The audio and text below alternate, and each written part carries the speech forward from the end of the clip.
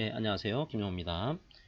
이번 시간은 징계의 정당성에 대한 판례 한 가지 살펴드리도록 하겠습니다.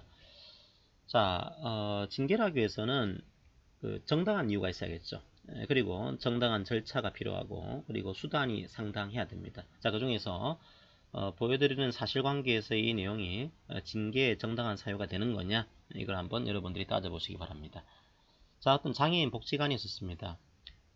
장애인 복지관에 뭐 이런 사유가 있어요.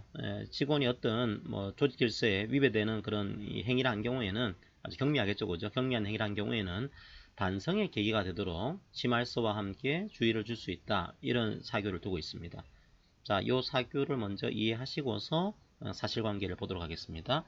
자, 어떤 장애인 복지관이 근로자에 대해서 뭐 조금 떨어진 한 3km 떨어진 재활 프로그램에 참여하도록 그렇게 파견 근무를 명령을 했습니다.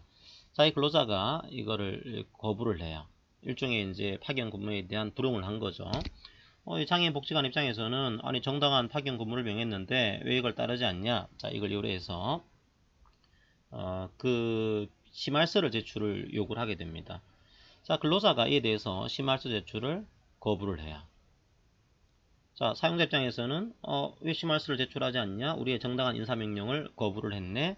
요래해서 가장 가벼운 징계 내용 중에 하나인 견책이라고 하는 징계 의결을 하게 됩니다. 자, 근로자가 이에 대해서 이거는 부당한 이 징계다라고 해서 이에 대한 구제를 신청한 뭐 이런 내용으로 여러분들이 이해하시면 돼요. 자, 여기서는 좀 독특한 게 문제가 됐습니다. 심할서가 문제가 된 거죠. 자, 심할서 제출을 거부를 함으로 인해서 징계를 의결을 하게 됩니다. 정당할까요? 예, 만약에 심할서가 단순하게 어떤 사건의 어떤 경과, 어떤 비사실의 보고, 뭐 이런 것들을 제출을 하라고 했다면 이거는 큰 문제가 없어요. 심할서는 뭐 그런 내용들을 할 수 있는 겁니다. 뭐 직장질서나 근로계약상의 위반 이런 것들을 사실 확인 차원에서 제출하도록 했다. 심할서를 이 경우는 가능하죠. 그런데 이 판례에서는 이 케이스에서 뭘 중요하게 봤냐 하면 반성의 계기가 되도록 심할서를 제출하도록 한 거 아니냐, 이걸 중요하게 본 겁니다. 자, 심할서라고 하는 것들은 일반적으로 사건의 경과를 보고하는 이런 차원의 성격입니다. 그런데 만약에 심할서가 여기에 그치지 않고 내 잘못을 반성한다, 내 잘못을 사죄한다, 이런 내용이 포함된 마치 반성문, 사죄문이 된다라고 한다면 이건 심할서가 아니라고 하는 거죠.